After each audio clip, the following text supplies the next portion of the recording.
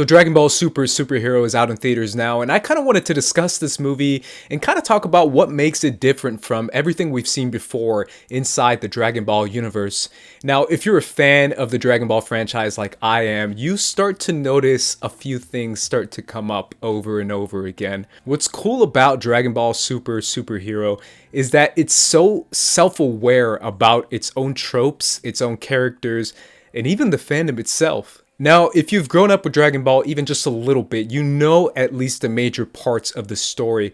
I, for one, grew up with Dragon Ball all the way back in the 90s, where my cousins actually introduced it to me. My cousins from Colombia, while I was living in Colombia, introduced me to the franchise. So I was introduced to it with the Spanish dub, which still works.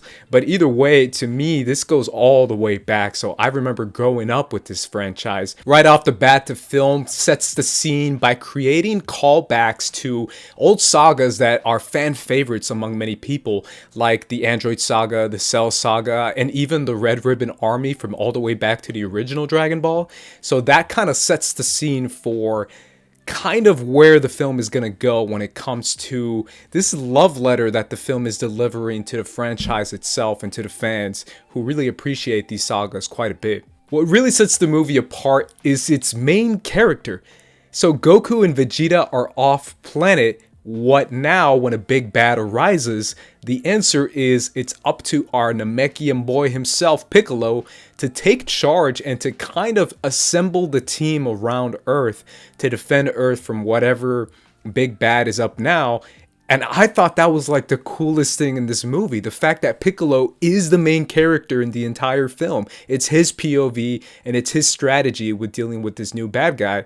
So I like the idea that instead of Goku coming in to save the day like he usually does, it's up to Piccolo to kind of figure out what to do and assemble a team around him. So that to me sets it apart already from everything we've seen from Dragon Ball, because we get used to the Goku and Vegeta strategy, but now making it up with Piccolo and getting his ideas and his family, let's face it, it's Piccolo's family at this point, to really take charge and to fight back against the big bad, I thought was so freaking fun and so cool. And it really is kind of like a shout out to the fans who appreciate Piccolo and who've always said that he's kind of like the main big papa of the family, where he's kind of watching over all the kids, training everyone. He trained Gohan, he trains Goten and Trunks, and then at the start of this movie he's training Pan.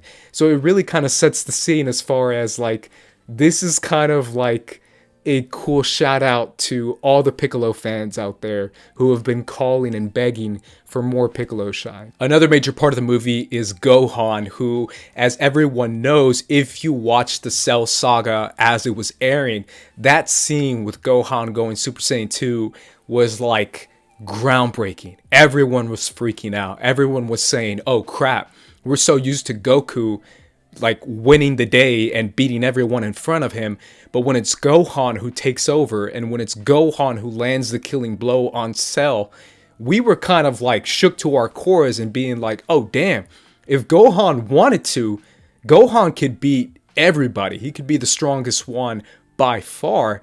But as we all know, Gohan is the one who decided to settle down more than any of them. He wanted a normal life. He got married to Videl and kind of decided to put the warrior mentality behind him.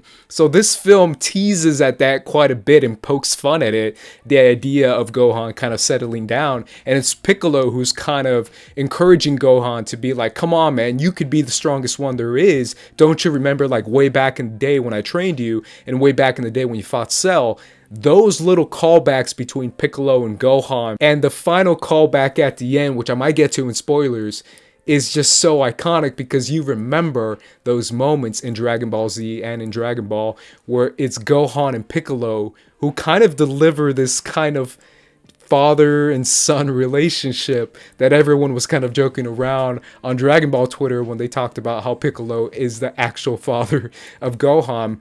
And by meaning that, it's like he's always there for him. So to me, that's another cool, really cool aspect of the film.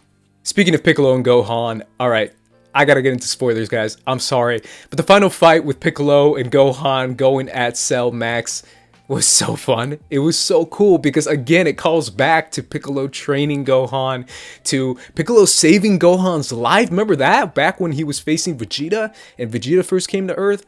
That was a cool callback.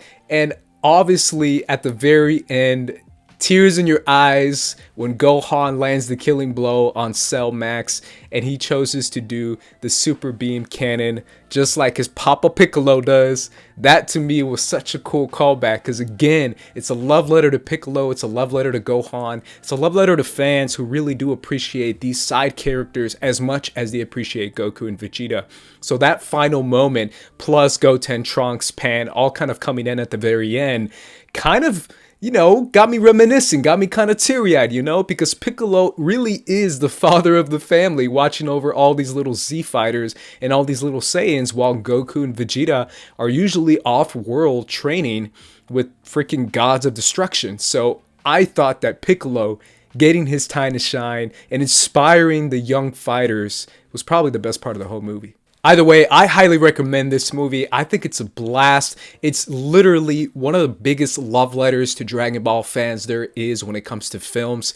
I think if you're a Dragon Ball fan from any era, you can appreciate this. There's so many callbacks, so many jokes, so many inside jokes as far as like the tropes that keep happening within the Dragon Ball Z franchise.